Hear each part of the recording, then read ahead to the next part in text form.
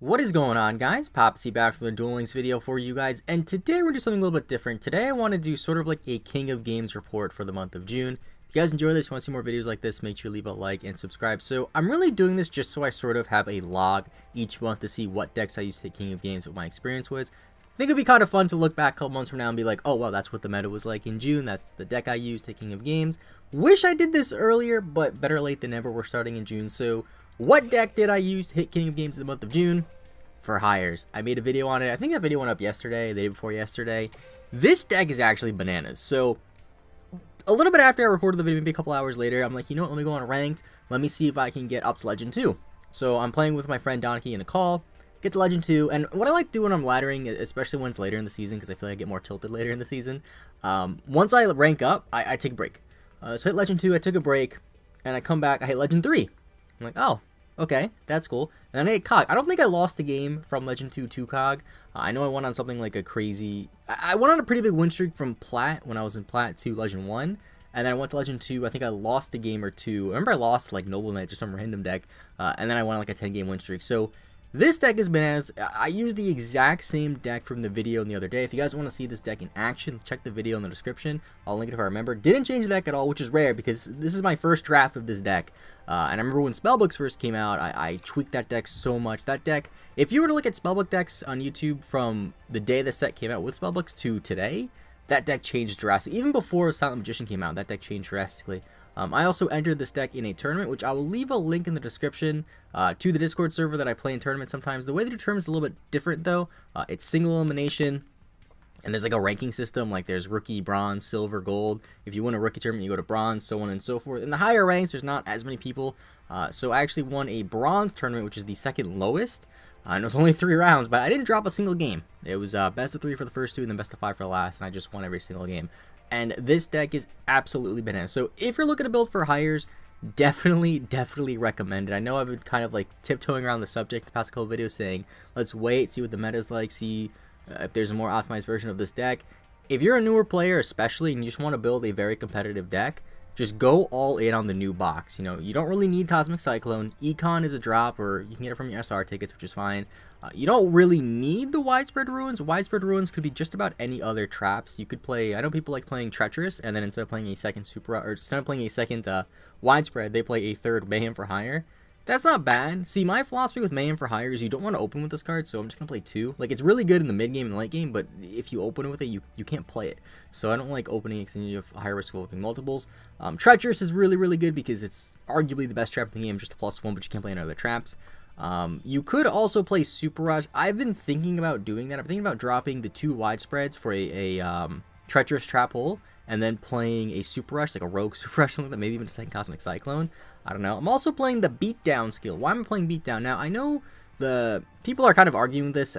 Personally, I think it's better to run Sealed Tombs, just because Sealed Tombs really helps in the Spellbook matchup, which is definitely the worst matchup for this deck. However, Beatdown is really good in the mirror match. I think I played a lot of mirrors, especially once I got towards closer to King games like Legend 2, Legend 3. And I think I only lost 1 or 2. And I remember one game I lost because my opening hand was like Cosmic Cyclone, Mayhem, and then 2 Wiz. And I couldn't do anything.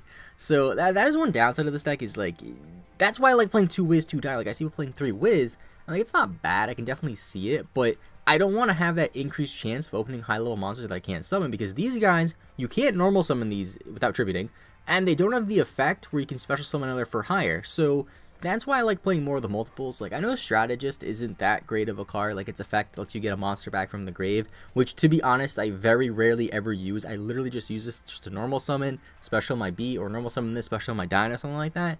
But the fact that it is just a 4-star summonable for higher monster with the effect, especially another for higher, is why I play it. I know some people, they like to play maybe like 1 marksman or 1 scout and then 2 of the other. I like 2 and 2 because if one gets banished by Spellbook of Fate, if one gets banished by an Amazon's Onslaught, you still have more. Again, if you're playing Sealed Tombs, it's not as much of an issue. If you have Sealed Tombs, you get away with 1. And Wiz, like, the thing with the Spellbook matchup, right? If they go first, they set up a Fate, you can't do anything. Because you say normal summon B, they just Fate it. But if you go first and you summon a Wiz in defense mode, they pretty much can't do anything. Because in the Spellbook matchup, you get Wiz out as fast as you possibly can. And the only thing you really need to negate is the Spellbook of Fate. Now, if they're playing Silent Magician level 8, that could be a little bit of a problem. However, if you summon this in defense mode, they can't ram their spellbook, or their, what is it called? Silent Magician into your monster, destroy it, and then get a level 8 out because it's in defense mode. So just have this in defense mode and then maybe get out a Dyna or something like that later on. And it's really good. Also, the double Dyna is really good. I used that in the finals of the tournament that I played in. If you have 2 Dynas on the field, your opponent can't attack any of your monsters because Dyna has the effect of you can only target this monster for attacks, and if you have 2 of them, you can't attack any of them. So the only outs they have are things like Widespread Ruin or what is the other called? What is that card called? Like Econ Take, or what is that burial card? Not Tribute to the Doom, Offerings to the Doom.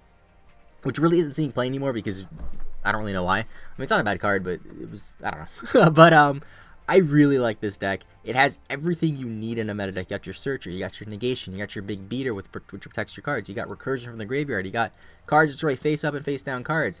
You got Revival from the graveyard. Definitely think this is a tier 1 deck. However, the thing I really like about this deck is it's not unbeatable.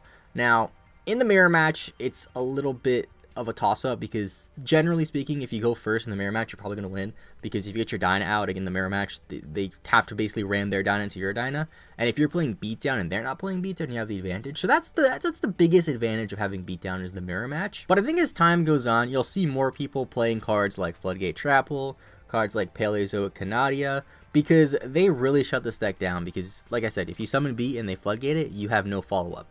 And if you have that monster zone just covered up, you can't do anything. Transversely, Floodgate's actually not bad against spellbooks because if they summon a blue boy and they search up something, you can just Floodgate it, excuse me, and they will get a search when you attack, but they can't Fates or play any other spell cards, which is pretty good. So I think that Floodgate Trapple will definitely see an increase in popularity. That's another thing I'd possibly run. Maybe I could drop the 2 Widespreads for 2 Floodgates or a Floodgate and a Canadia because I don't have 2 Floodgates, but I have a Floodgate and a Canadia.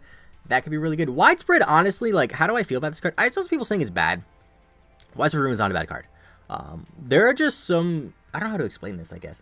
There's just some cards in Duel Links that are, in Yu-Gi-Oh! In general, actually, there's some cards that are just good, but there's not really a reason to play. And I feel like Widespread's kind of one of those cards where, yes, it's good, but you don't really need to play it. Like I've been saying, you're probably better off running Treacherous. Super Rush does the same thing, you can use it on your own turn, and it's chainable, so if they say Cosmic Cyclone, you could just chain your Super Rush, protect your monster, which isn't bad.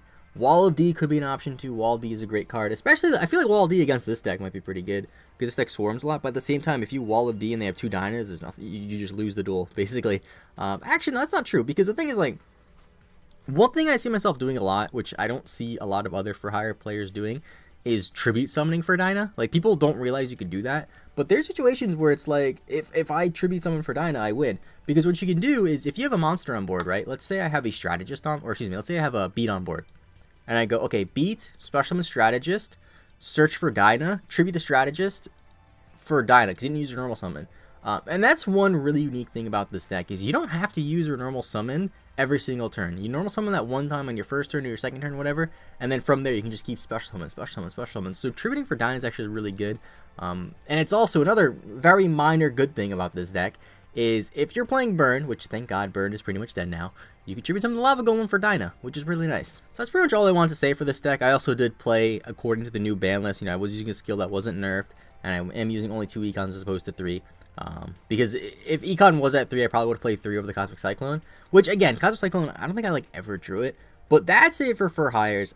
Definitely think they're a tier 1 deck. If you're looking to build them, highly recommend it. It's pretty easy to build, kind of like how Spellbooks or Sylvans were in the past, where pretty much everything is just from one set. It's a mini box too.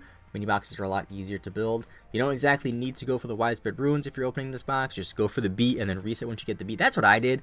You know, the Widespread, I got lucky getting 2 Widespread. I just got beat, reset, and I happened to get Widespreads in between there.